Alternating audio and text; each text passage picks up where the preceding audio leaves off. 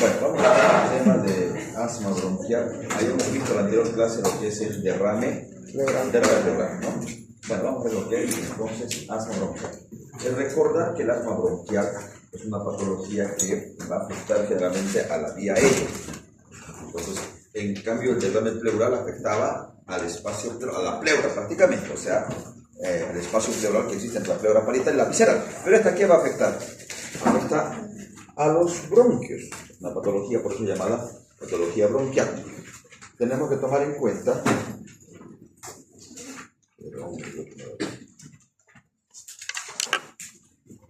las pilas.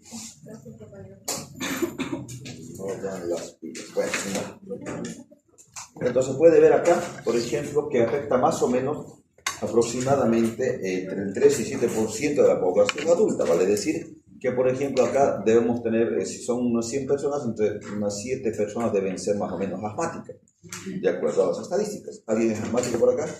Ya vieron, una, allá atrás, 2, 3, del 3 al 7%, imagínense. O sea que sí, se cumple esto, ¿no? Cuando uno nace dice que mayormente los niños tienen mayor tendencia a hacer este tipo de hiperreactividad bronquial, y cuando van creciendo esto se va equiparando, ¿no? Entonces tenemos que tomar en cuenta esta patología. El concepto habla de que es una patología que va a afectar justamente a la vía respiratoria. Es una patología crónica que se caracteriza por 3 componentes: hiperreactividad bronquial, inflamación e hipersecreción. O sea, el bronquio lo que hace es contraerse, además se inflama la mucosa bronquial y además va a haber hipersecreción. Entonces, todos los conceptos hablan de eso, ¿no? Síndrome inflamatorio crónico de la vía respiratoria caracterizada por hiperreactividad bronquial, lo que le da la broncoconstricción, inflamación, lo que le da justamente la inducción de la luz, y además hipersecreción. Si yo tengo un paciente con asma con broncoconstricción, ¿qué medicamento tendré que emplear? Si hay broncoconstricción, un broncodilatador. Entonces, tenemos que usar un broncodilatador. Allá se puede ver, por ejemplo, un paciente que tiene una vía aérea normal y acá, bueno, pues el hacer de acá. Acá se puede ver, por ejemplo, que existe un bronquio que está aparentemente normal y este que está con broncoconstricción. Entonces, ¿cuál es la etiología? ¿Cuál es la causa? ¿Será que uno hereda? ¿Mi papá fue asmático, yo voy a ser asmático? ¿Será que es así? Lo que pasa es que se puede tomar en cuenta la predisposición genética. Vale decir que si mi papá y mi mamá fueron asmáticos, yo también podría ser asmático. Pero ¿qué va a influir? Sobre esta base genética influye el medio ambiente. Entonces, a esto tiene mucho que ver el medio ambiente y sobre todo los desencadenantes que van a producir asma bronquial. Ahí están los alergenos. En el medio ambiente están los alergenos. Tenemos muchísimos alergenos acá. Desde lo que son los parásitos, ácaros, polen, el pelo de los animales, insectos, fármacos, etcétera, etcétera, etcétera. Existe la teoría de lo que es la teoría de Children, que se hizo un estudio de niños que nacieron hasta que fueron adultos. Estos niños se los investigó, se los vio. ¿Qué es lo que pasaba? ¿Por qué hacían asma? Entonces se hizo el estudio y se tomó en cuenta de que niños que tenían, digamos, alimentación con lactancia materna tenían menos tendencia a hacer asma que aquellos que eran amamantados con fórmula, o sea, con leche artificial, entre comillas. En conclusión, tienen menos riesgo de hacer asma un paciente que es amamantado con leche. Pero no significa que todos, digamos, no, pero menor riesgo. También se tomó en cuenta que más riesgo de asma aquellas familias donde fuman, o sea, los papás, mamá no se fuman, o algún familiar, el niño también puede tener mayor riesgo de hacer asma, ¿no? Entonces, el estudio se pudo ver todas estas cosas en relación a este estudio. Pero, ¿cuál es la teoría para ver si es que el paciente tiene o no tiene asma? La teoría de la higiene que habla, esta teoría de la higiene, ojo, es una teoría, que sobre una predisposición genética que actúa el medio ambiente. Este medio ambiente donde se encuentran, repito, los ácaros, se encuentran los insectos, parásitos, etcétera, etcétera, etcétera. Existe, por ejemplo, unos que tienen menos riesgo de hacer asma, o sea, menos atópicos. Niños con mala higiene, gatean, comen de todo, tierra, qué sé yo, enferman de viras, pedas, enferman de todo. Alimentación aparentemente no es saludable, qué sé yo, o sea, agua de río, por decir así, no tienen, qué sé yo, letrinas usan, no tienen alcantarillado. O sea, estos niños tienen mayor contacto con los alérgenos. ¿Por qué? Porque enferman de todo. Repito, niños que gatean, qué sé yo. Entonces tienen enferman de todo, obviamente. Están en contacto con los alérgenos, menor atopía, menor riesgo de hacer asma. Pero aquellos niños que están mejor cuidados, mejor higiene, apenas se enferman, tos al pediatra, diarrea al pediatra, antibióticos, etcétera, etcétera, etcétera. Son pequeñas familias, no son numerosas. Tabaquismo puede haber, aumenta la atopía, mayor riesgo de hacer asma. Entonces tiene mucho que ver esta teoría de la higiene. Los TH1 que hacen que disminuya y los TH2 que hacen que incremente la atopía y el riesgo de asma. Entonces la inmunidad celular inhibe la producción de Ig, en cambio los TH2, la inmunidad humoral, favorece la producción de inmunoglobulina. Esto tiene mucho que ver con el asma. Recuerden que también los pacientes asmáticos, la Ig está muy elevada, ¿no?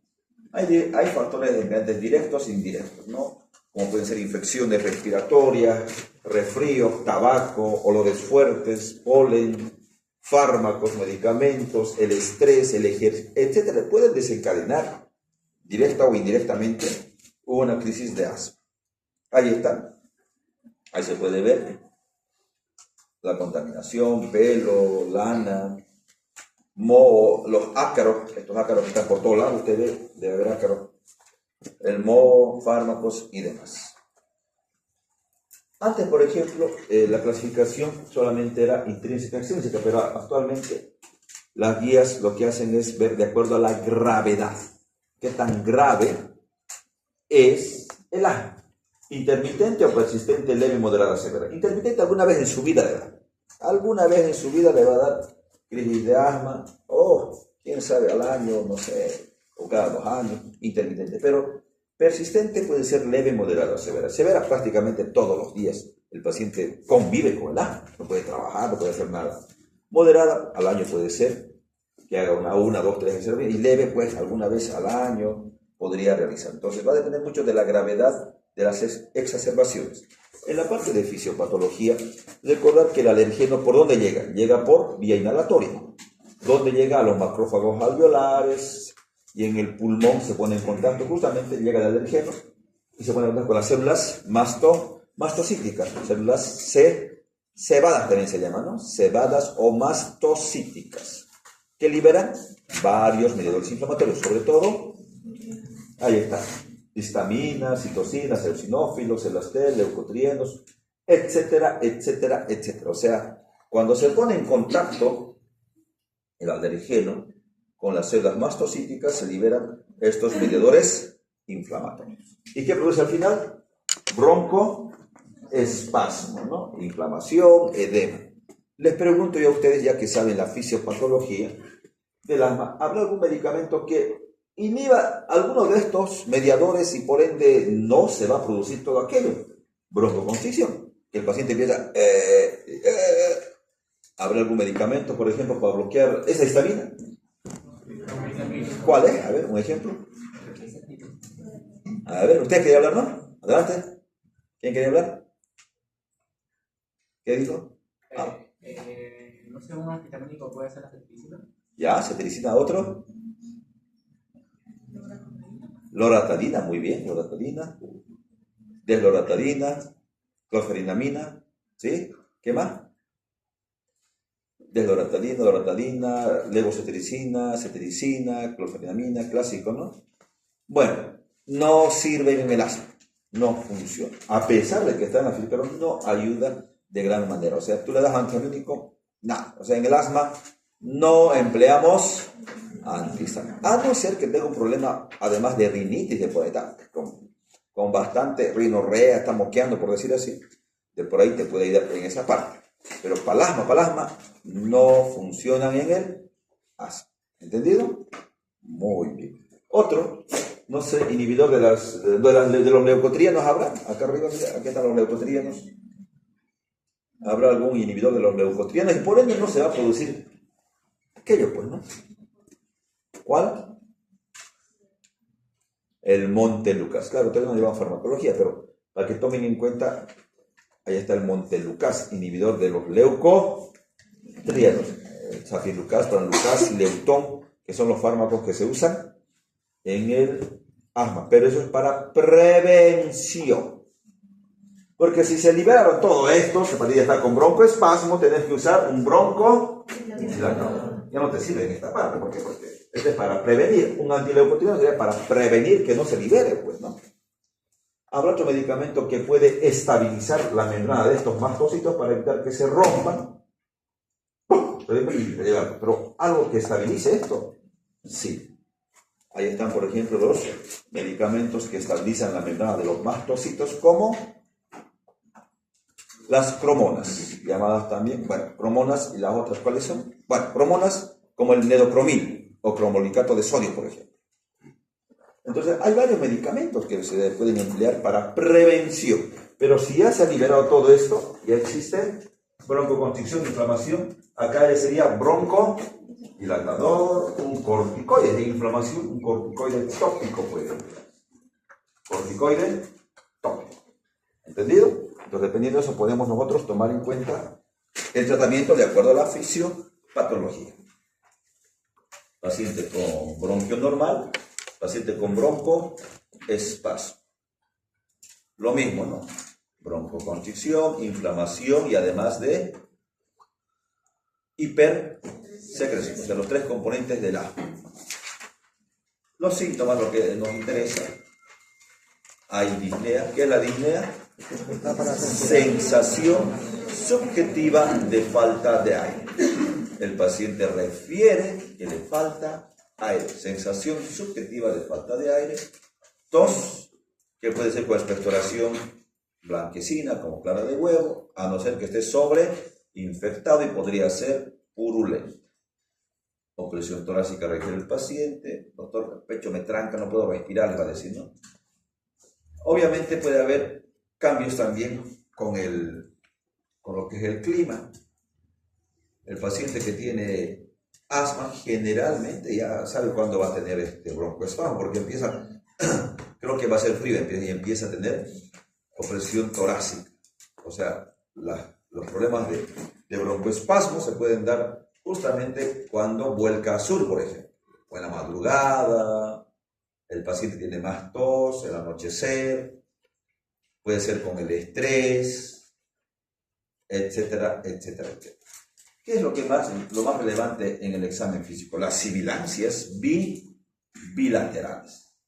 Los dos pulmones tienen que tener sibilancias. Si solamente un pulmón tiene sibilancias, debe ser un cuerpo extraño, o un tumor, o una lesión en ese pulmón. Porque el asma son los dos pulmones.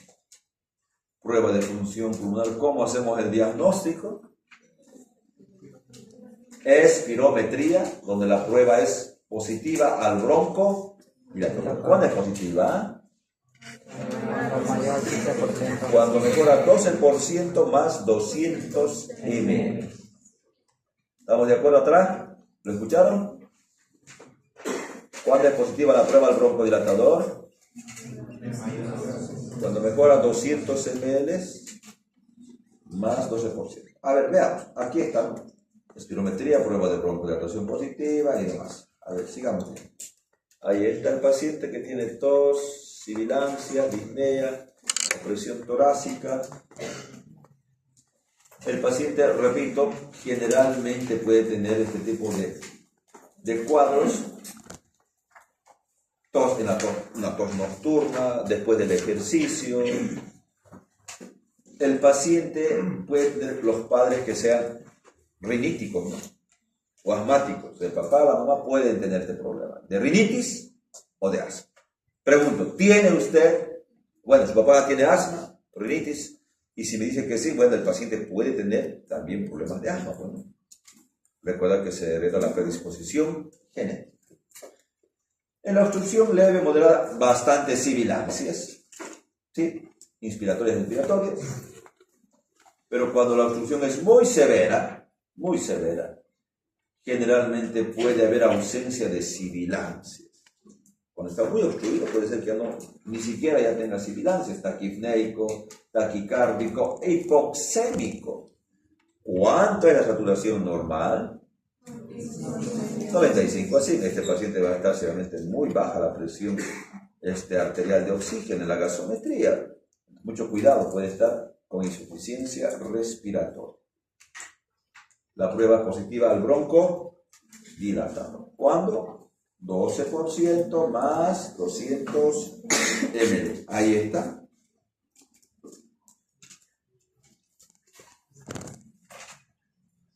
Ahí está la espirometría. ¿Cómo hacemos la espirometría? ¿Se acuerdan? ¡Sople!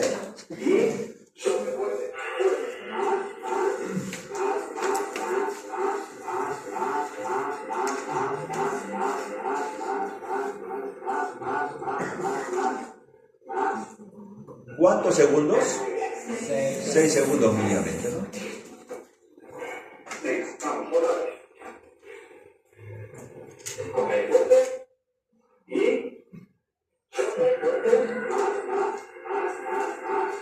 Por lo menos 6 segundos y 3 soplidos mínimamente.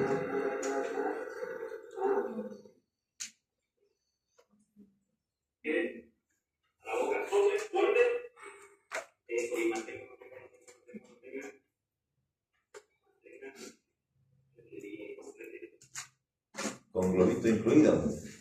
Con vejiga. Entonces tenemos que hacer de esa manera. ¿Qué tengo que encontrar en la espirometría? ¿Qué busco?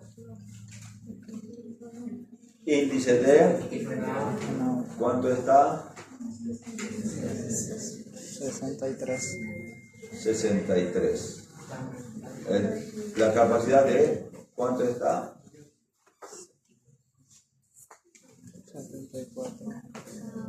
93. Volumen expiratorio forzado del primer segundo, 74. Pero el tifenol menos de 70, yo pienso en un proceso obstructivo. Muy bien. ¿Y qué voy a hacer después de eso? La prueba de broncolilatación. Esta es la prueba de broncolilatación post. El BEF1 de 4.430, que es el volumen expiratorio forzado del primer segundo, mejoró a 4.530. ¿Cuánto?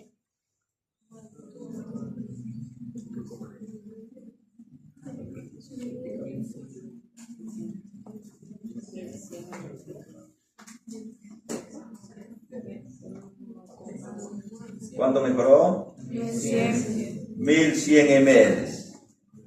Supera los 200. Porcentaje 28%. Entonces, sí, yo creo que este es un paciente con prueba de broncodilatación positiva. ¿En qué caso se da eso? En pacientes con asma bronquial. La prueba es positiva al broncodilatador. Mejora 1100, 28%, prueba positiva al broncodilatador. Pico flujo, peak flow, podemos usar para, uno, tratar de hacer el seguimiento. Por ejemplo, quiero saber si está yendo bien con el tratamiento. Doy un tratamiento hoy día, quiero saber si está yendo bien. Voy a usar pico flujo. Por ejemplo, sople. Aquí esto es de plástico, no es espirómetro, es un pico flujo. Lo venden en las farmacias. Aquí tiene una escala. Sople.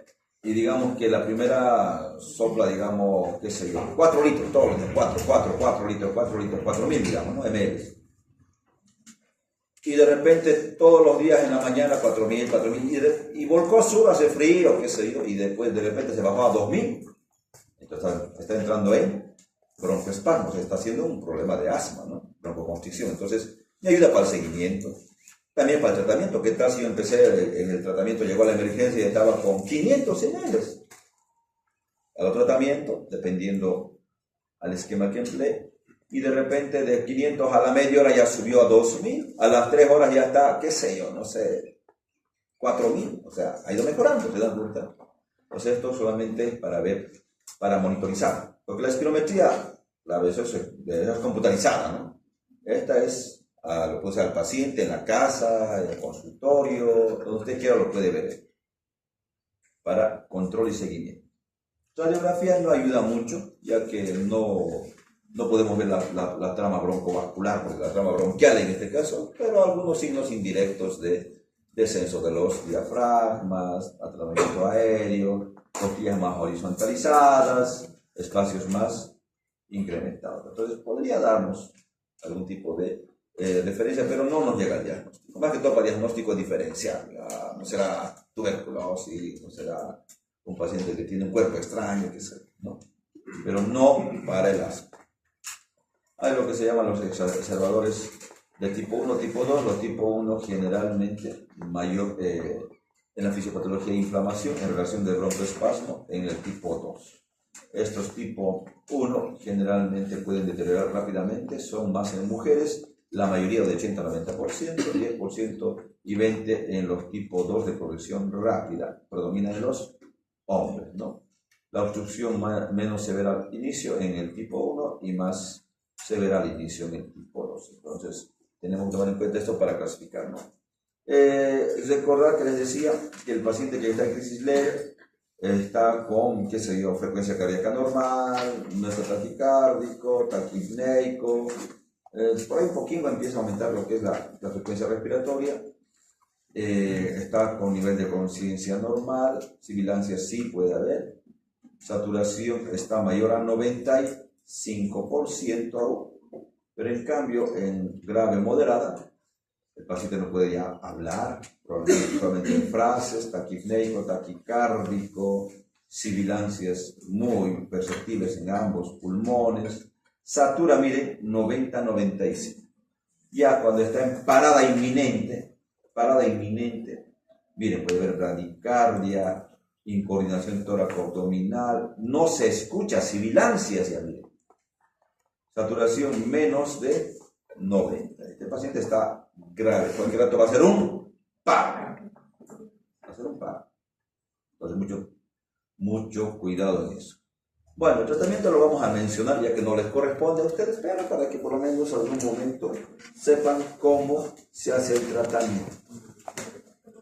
Puede ser para crisis e intercrisis. Crisis, en el momento que está con broncoespasmo, usamos broncodilatadores. ¿Cómo hacemos el tratamiento? Estamos con un paciente con crisis de asma en este momento, bien obstruido, que es 90-92 está de saturación. Podríamos emplear salbutamol, 2 puffs cada 15 minutos o cada 20 dependiendo, durante 1 hora. Son en este momento las 6 de la tarde, por decir, 18:00.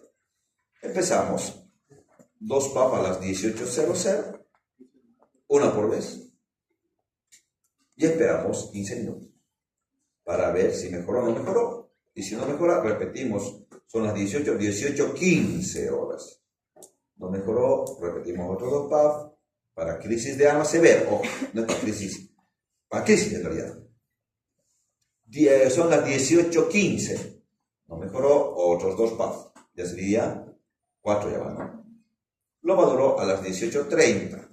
No mejora, otros 2 puffs. Luego 18:45, no mejora, otros 2 puffs. Y luego 19:00. O sea, cada 15 minutos en 1 hora, el paciente tendría que mejorar.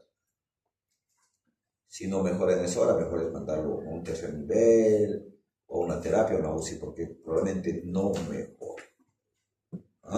Tendría que mejorar en 1 hora con 2 puffs cada 15 minutos. Pero ojo, también puede ser que esté realizándolo mal. Podemos usar la aerocámara.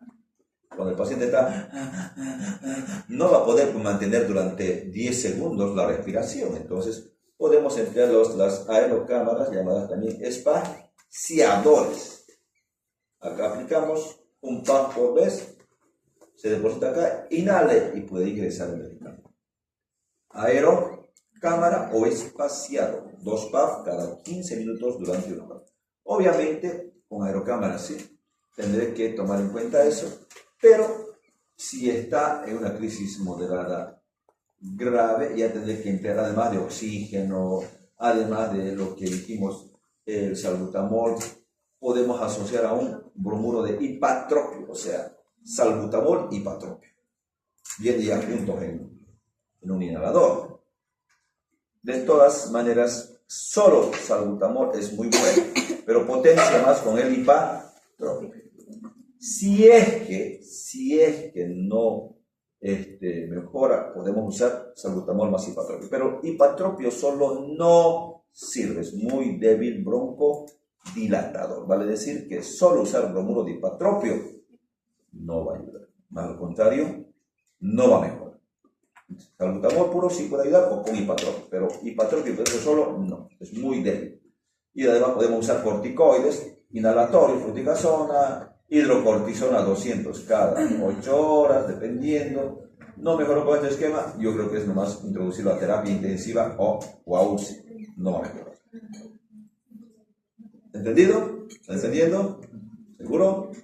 ¿Les pregunto? Pero hombre, ¿no entendieron en serio? Y hombre, a ver, vamos a seguir viendo entonces. A ver, les voy a preguntar, tengo que preguntarles. Entonces, a ver, los beta 2, ya dijimos, ¿no? ¿Cuáles son los beta 2? Salbutamol, fenoterol, clenbuterol, terutalina. El efecto que tiene es temblor, nerviosismo, taquicardia. De estos, por ejemplo, el que menos tiene efecto de taquicardia va a ser el levosalbutamol. El levo, un poco más caro, obviamente, pero tiene menos efecto taquicardia. Estos medicamentos, como el salbutamol, son transportados en un excipiente, un vehículo que los lleva. Entonces, existen estos aerosoles, los carbonados y los hidrofluoroalcanos. Pero la pregunta es, ¿cuál es más pequeño? ¿Los carbonados, que son más de 5 micros, o los hidrofluoroalcanos, que son menos de 2 micrones? ¿Cuál es más pequeño, los fluorados o los carbonados?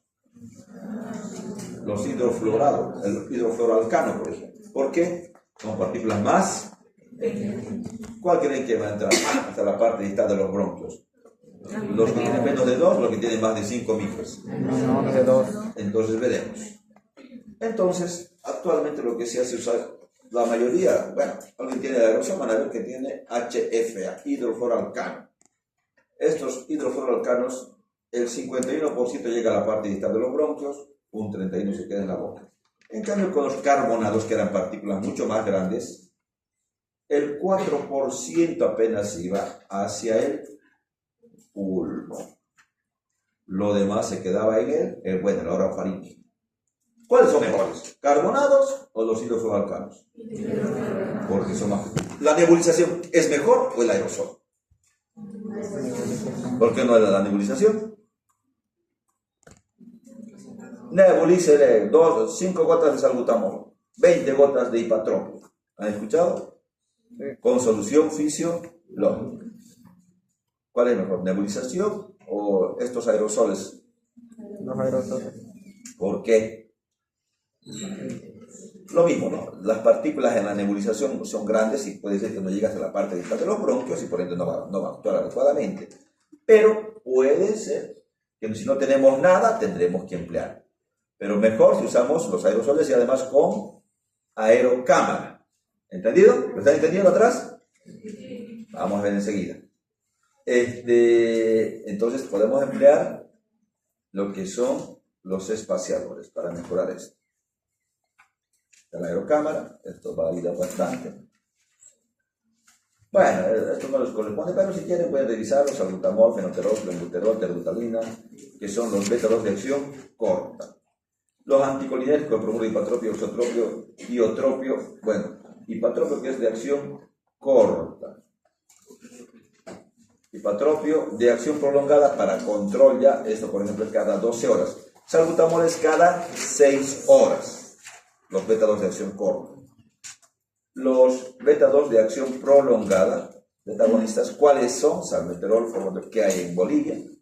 Hay muchos más, por ejemplo, el indacaterol no llega a Bolivia. Eso se usa cada 24 horas, pero este se usa cada 12 horas. Corticoides inhalados, budesonide, fluticasona, beclometasona, mometasona, ciclesonide, triancinolona y demás son de uso tópico. O sea, por vía inhalatoria también. Más que todo para control, obviamente. Inhibidores de los leucotrienos, Montelukast, Safilukast, Pralucast. ¿Cuál hay en Bolivia? El Montelukast, de 10 y de 5 y de 4 miligramos. Además, no hay nada. Corticoides, si está muy grave el paciente, de por ahí podemos escalonarlo.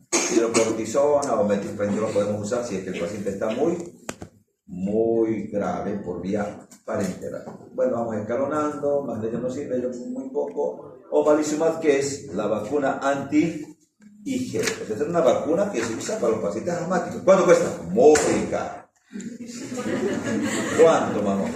¿Alguien usó? ¿Alguien vio? El problema es que cuando están estos medicamentos, puede ser que no tenga crisis, pero una vez que deja de emplearlos, vuelve o puede volver las crisis. O sea, no es que se cura, digamos, ¿no? El asma no tiene cura, se puede controlar, porque es un problema de hiperreactividad bronquial, o sea, una alergia, entre comillas, por decir así, en los bronquios, ¿no? Omalizumab, que es la vacuna anti-IG. Neuroplastía, bueno, lo vamos a tomar en cuenta. Complicaciones neumotoras, primera complicación. Después neumomediastino, atelectasia, paro y convulsión hipóxica. Diagnóstico diferencial, no todo lo que silba es asma. No todo lo que silba es asma. Puede ser. Los niños generalmente cuando son peladitos, cuando nacen, alguien tiene niños por acá. Se enfermó de 2, 3 meses, 1 año, no sé, 2 años. No tiene nadie, pero no puede negarse a sus hijos. Entonces, recordar que puede ser que cuando escuchen, si repito, puede ser que, no sé, a los 1 año, a los 2 años, no es que es asma. Los niños así, lactantes, los niños pequeños, pueden hacer bronquiolitis, producida por el sincial respiratoria. En esta temporada ha habido bastantes casos de bronquiolitis, por ejemplo, por virus del sincial respiratorio. En otras palabras, este paciente, los niños cuando tienen sibilancias no es asma, ojo, cuidado, asmático, no, puede ser que sea su bronquiolitis. Y a partir de unos cuantos años podemos hacer una espirometría para llegar al diagnóstico. ¿Alguien sabe? A partir de los 5 años. Neumonías atípicas, podría ser tuberculosis, la gran circuladora, sibilancias, por reflujo, puede ser EPOC, fibrosis quística, laringitis, etcétera, etcétera. O sea, no todo lo que silba es asma. Obviamente, lo primero que voy a pensar es asma. No será asma, asma, pero tendré que haber diagnóstico diferencial. Bueno, en el tratamiento no se recomienda sedantes.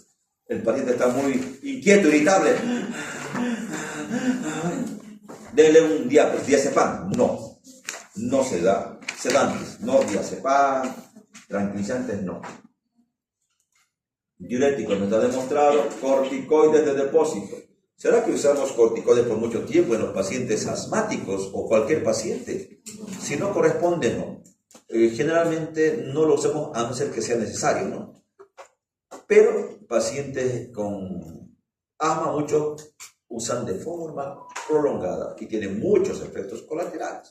Acá dice de depósito, por ejemplo, hay medicamentos corticoides que se usan de depósito para 1 mes, digamos, intramuscular, que va a producir efectos colaterales. ¿Cuáles?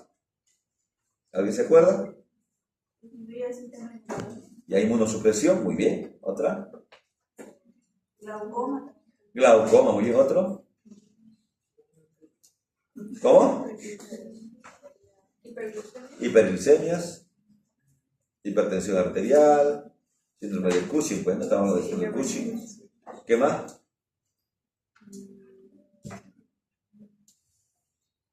Cataratas, ¿qué más? Hipertensión arterial, ya dijimos, ¿qué más? Estrías, obviamente, en la piel, aumenta lo que es en la joroba gengiva, qué sé yo, la obesidad centrípeta, o sea, el tronco empieza a aumentar de volumen, los miembros son más delgados, ¿no? La obesidad centrípeta, por eso se llama. O sea, muchos efectos colaterales. No usemos corticoide de depósito. Muchos efectos colaterales. O sea, 3, 4, 5 días, por decir. pero no de depósito o por mucho tiempo.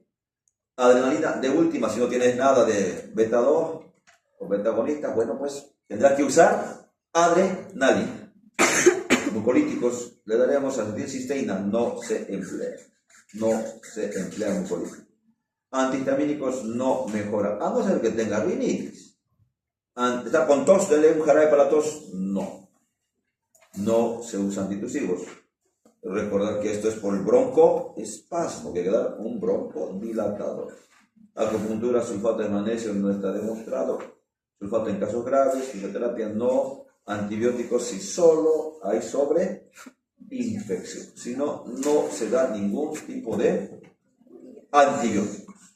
Preguntas que tengan dudas, adelante por favor. Lalo.